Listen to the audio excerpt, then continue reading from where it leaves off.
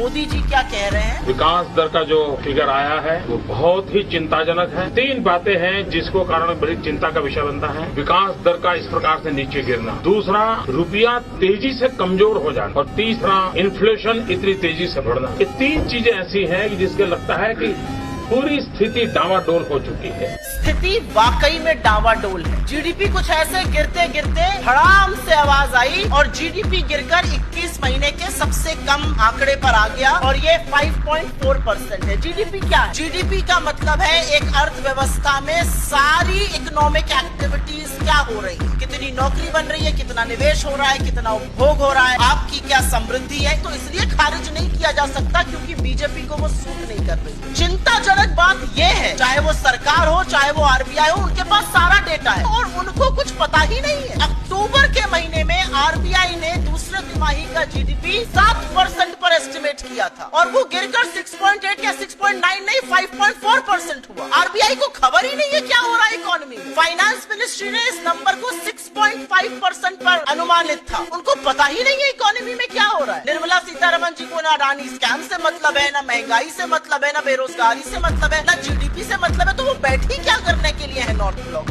उनको हवाला ही नहीं है, होश ही नहीं है। 7% का अनुमान लगा के बैठे जबकि जीडीपी 5.4% पे आ रहा है।